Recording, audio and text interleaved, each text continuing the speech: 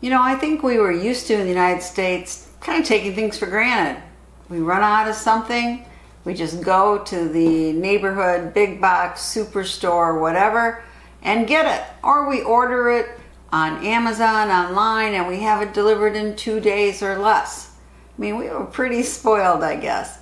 But during the pandemic, we learned that that doesn't always happen. There were shortages and stores ran out of things. And that's why it's a good idea to stock up.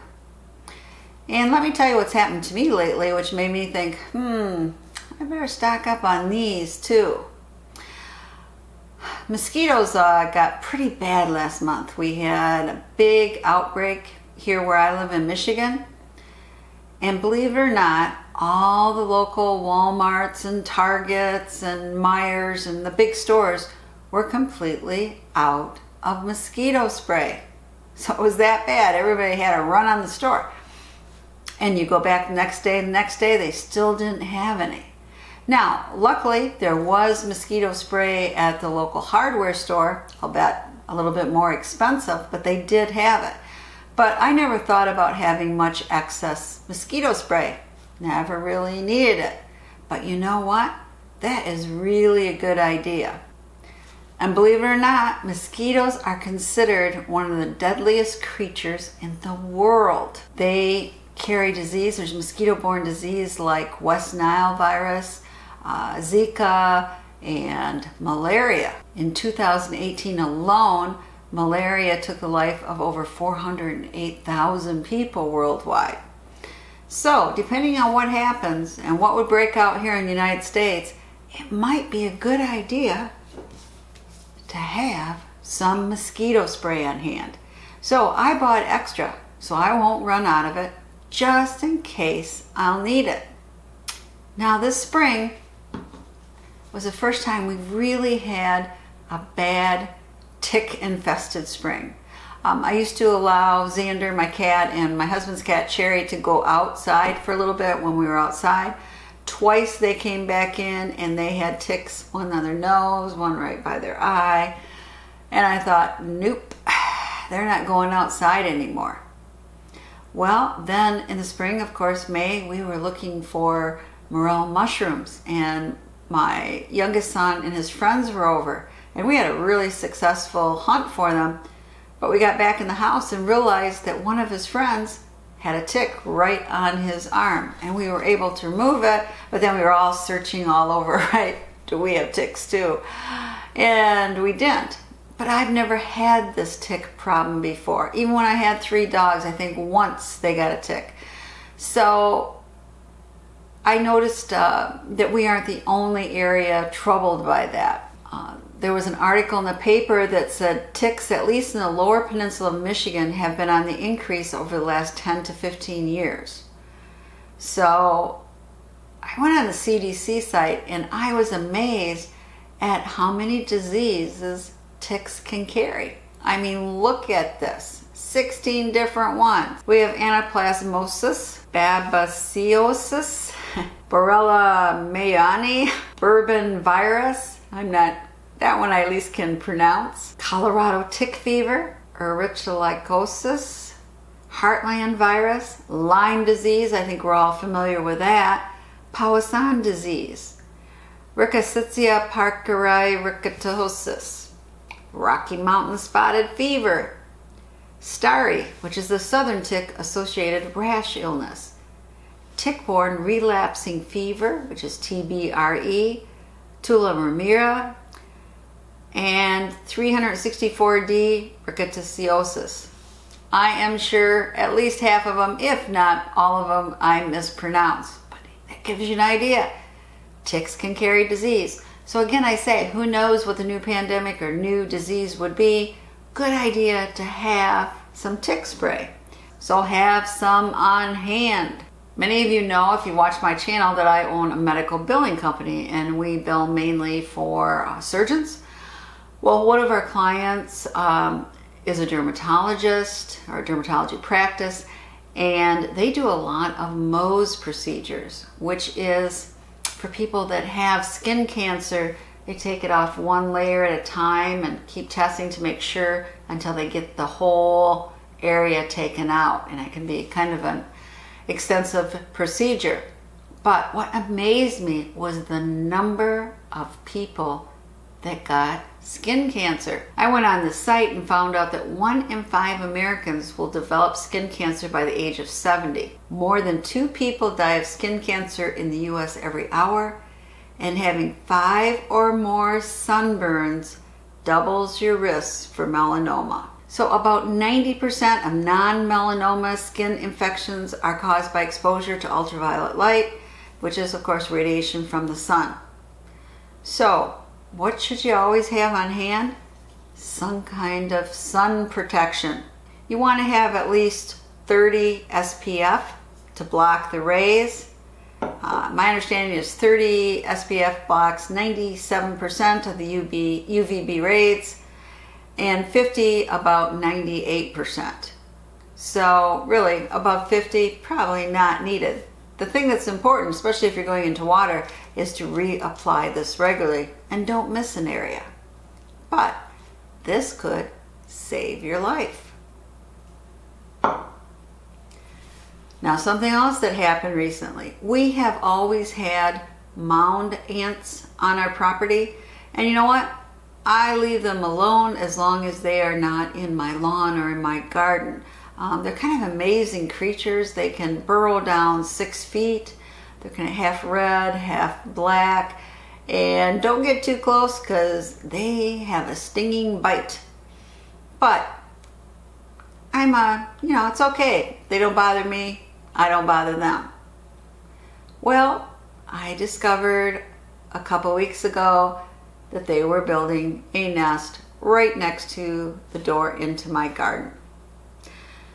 So we did repeated trips over many nights with boiling water, which I know sounds terrible, torture, whatever, but we poured it into the nest area and they got the message and they left. Yes, it killed many of them, but I think they would have kept going and could have gotten deep enough that it wouldn't matter, but they understood, not a good area to have a nest, so they left.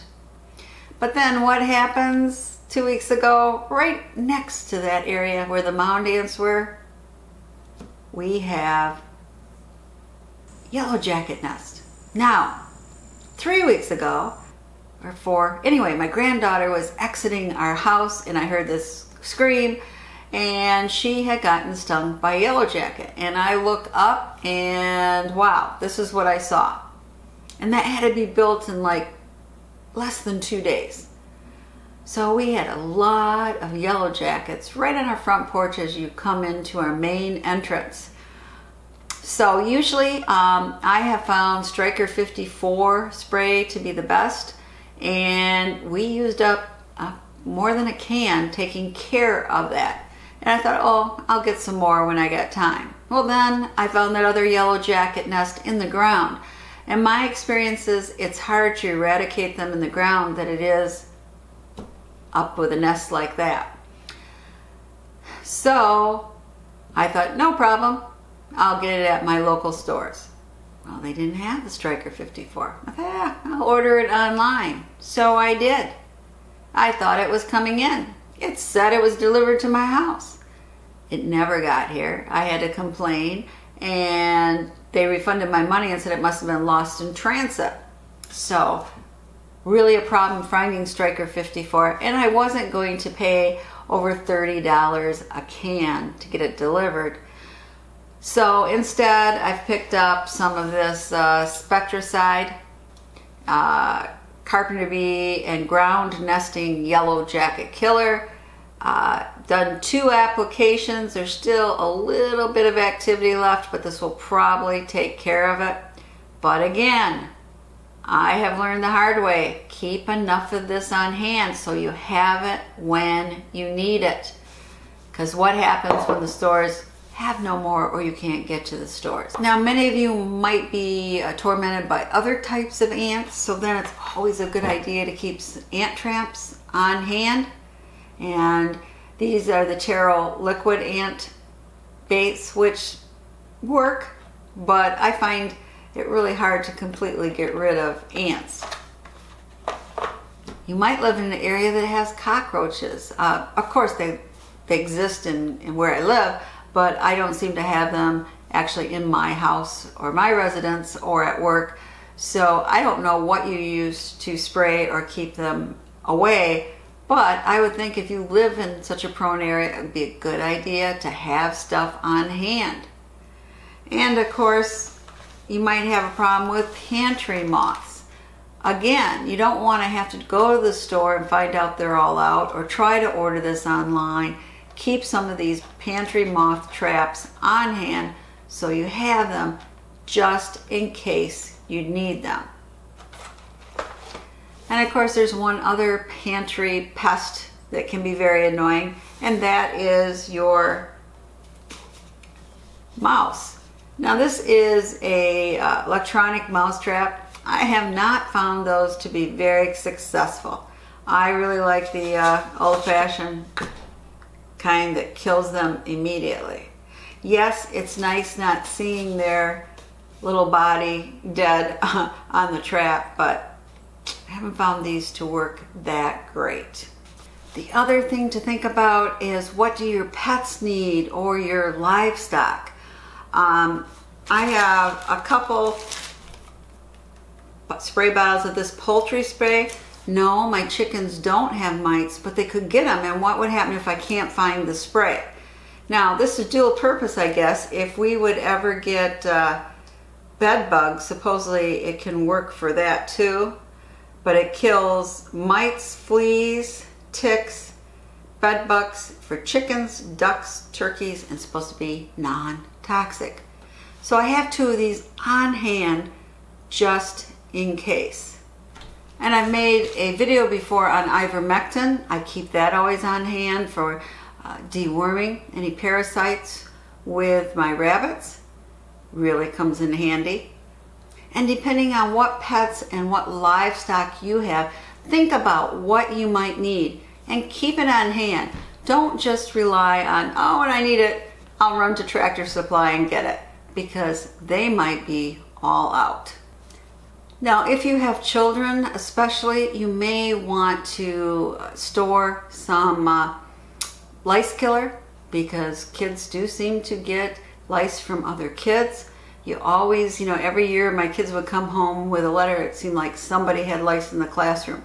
Luckily, we never had to go through that problem, but you might want to keep the little lice combs and whatever is best for killing lice. My understanding is it's harder to kill lice than it used to be, because they are resisting the permethrin, I think, based treatments. But keep something on hand that could help you if your kids get lice. So these are just some things I've thought of and that I need to keep on hand. Comment below if you have other things that you think comes in handy with getting rid of pests that we should keep in our stock up shelves, as opposed to saying, hey, no worry, I'll just get it at the store tomorrow. Because you know what? The store might not have it. So be prepared for everyday life. As always, this is Prepper Potpourri. I appreciate your patronage, and please subscribe and share the knowledge. Thank you.